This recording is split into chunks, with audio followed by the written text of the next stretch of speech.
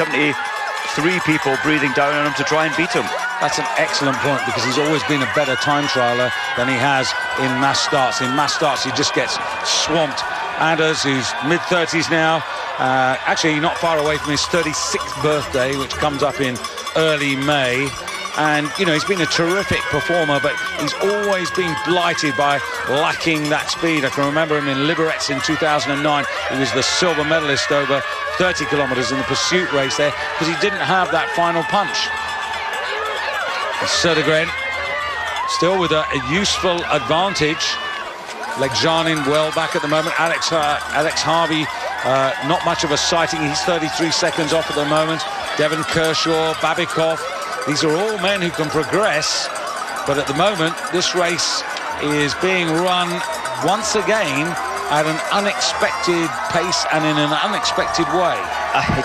It is. I'm sure everybody figured out that it could happen here again, having happened at the World Champs, where there's an early, a brutal attack early on, and maybe even a sustained one. It has been tried before, but the athletes generally, remember the French team tried to put in a really sustained hard pace, but of course Northug would pull them back. And Northug and Legkov are trying to do something about this, and I think one of the Americans, it might be Noah Hoffman, who's with them. I couldn't quite pick him up in the dark race suit here, and you can see they've got the others in the side here, because you know where we're heading, Mike. We're heading for another bonus point opportunity, and they're really scrambling. That's 26 is Noah Hoffman, yeah, and he's a good sprinter.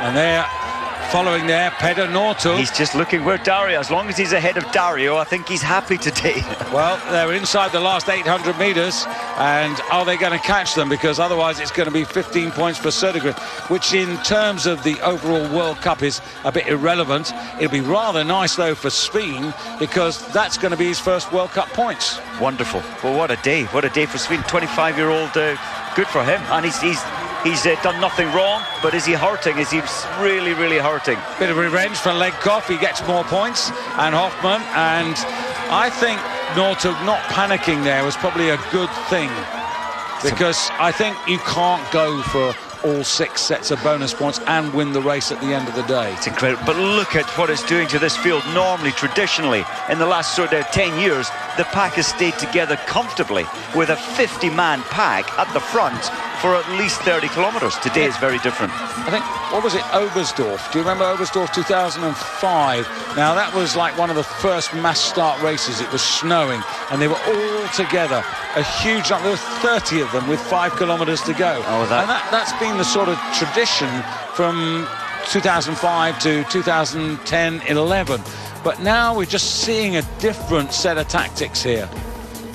And Legkov just brutally working the way. There's only one way he knows to work. I'm not sure, though, after a success in Lahti last weekend with the sprints. I know he was only 28th in the sprint race, which is unbelievable. But then, of course, taking the victory in the 15, winning the sprints this week, he must be tired.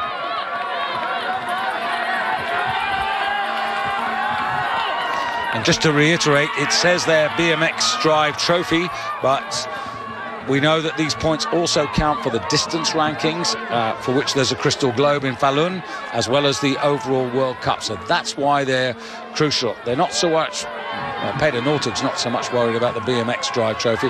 He wants the World Cup, and he stated that very clearly in Drammen.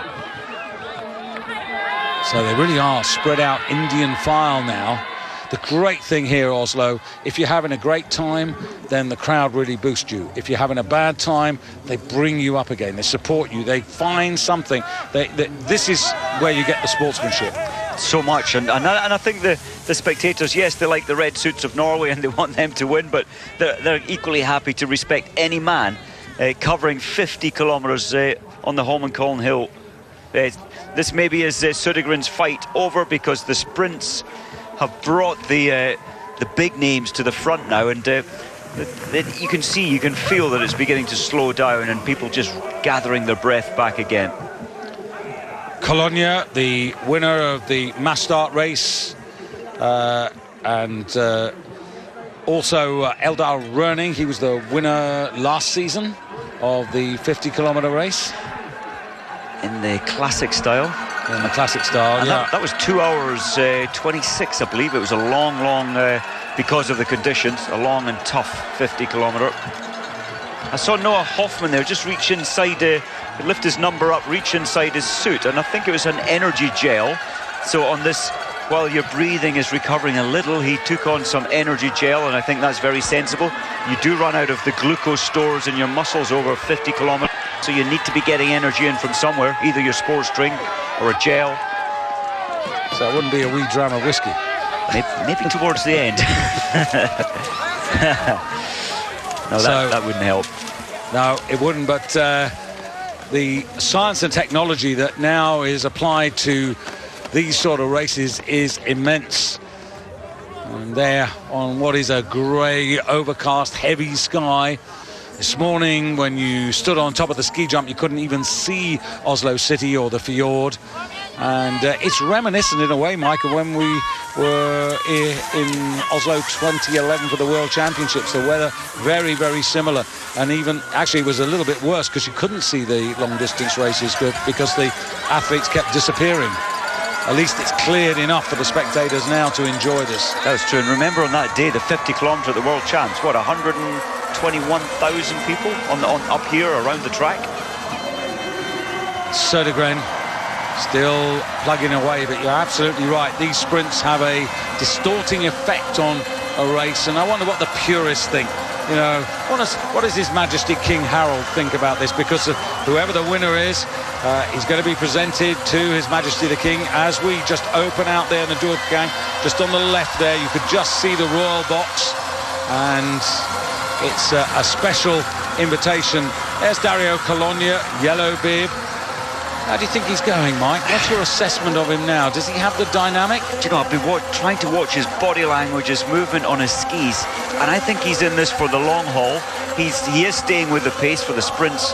I did originally think he hasn't got it. This illness has knocked him back, but no, he's here, and I think he's here for the win.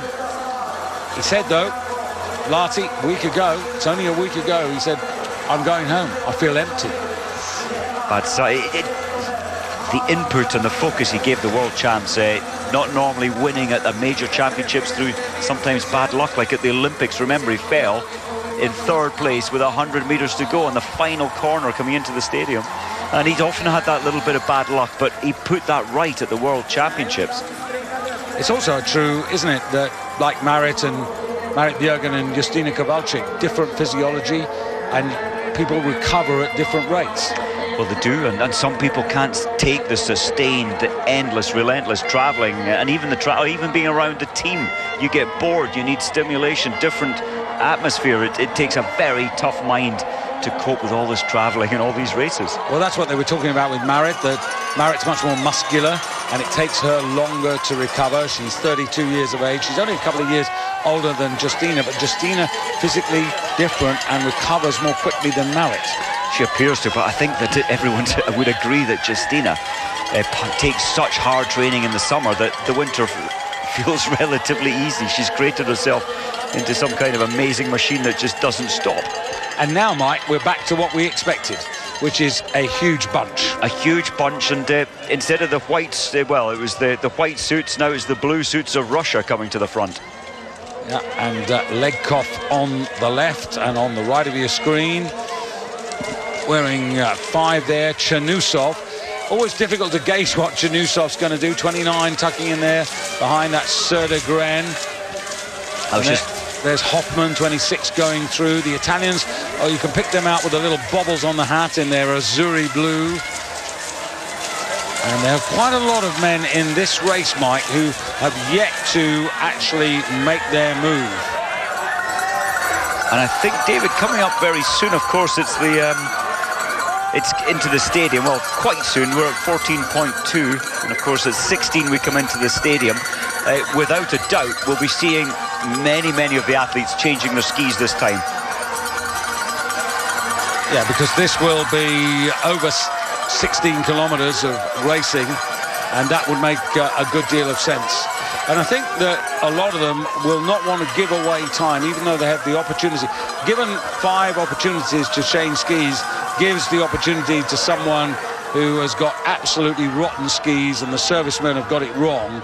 But I'm not sure I'd go for this. I think what they did in the World Championships was right. 3 opportunities, and you have to measure and plan those. I think that's a much more measured and equal approach to the race. Fair comment, fair comment. But interesting that very few, I noticed only 3 athletes, in fact, changed their skis first time, and there were athletes who were at the back, so clearly their skis weren't good. And I think that's great to get an opportunity to get out, to pick up a better, faster gliding pair of skis. I want to keep an eye on Peter Ellison wearing bib number 24 from Trondheim, just beginning to make his presence felt, the 27-year-old, who was 14th in the 15-kilometre classic in Val di Fiemme. And I think he has a decent chance of finishing a little bit higher than 14th in this race. Just looking further back down at the last check time, David, Thomas Northug running at 50 seconds behind. In fact, I beg your pardon, at 24 seconds behind. And great job from Andrew Musgrave, just ahead of Thomas Northug, 23 seconds behind. That's good racing. Yeah, we were, I don't think, critical. We were curious about whether it was prudent for Andy to go in the World Championships. He was certainly up for it, and I don't know how you feel.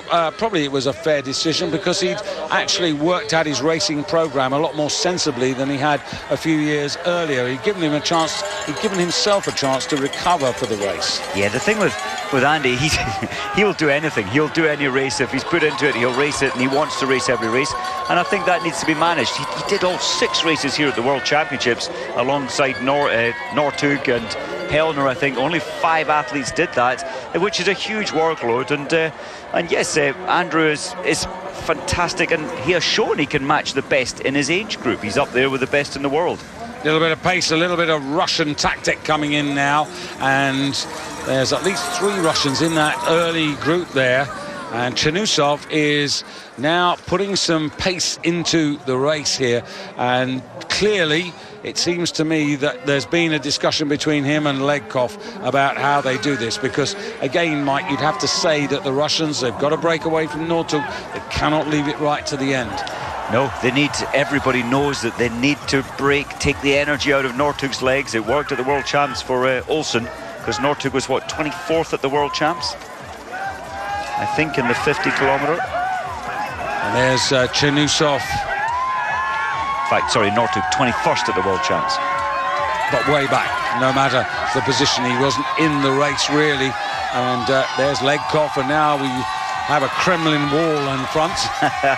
And Södergren chasing there. Noah Hoffman, I'm really impressed with him. There's Sundby wearing 9 in the red. 15, that's Kalle Halvarsen, who's been there or thereabouts as well. 7 not far away. Legjanin now beginning to come into this as well. He's behind Colonia, who just quietly is trying to keep himself out of trouble, and above all, making sure that he doesn't fall. Chernousov, though, I think interesting, from Novosibirsk, 26 years of age, so really also at the height of his powers. And he didn't have a great World Championship. You know, he was 25th in the skiathlon, which is nothing to really shout about. And, you know, in Oslo, he was the bronze medalist in that particular discipline. And for me, he's had a pretty good season, because when you look at him, he's 5th in the World Cup rankings. He had an early success in Kuusamo in the 15-kilometre classic. As part of that series, he was also successful in Oberhof, again 15-kilometre classic. So he can do this sort of start, and he can certainly do the distance. Interesting that the man from Davos, Remo Fischer, just going up to the front. And you know, there's a few black suits gathering up the front. Of course, one of them's Noah Hoffman, but the rest are the Swiss. Have they got a little pack strategy going on to help?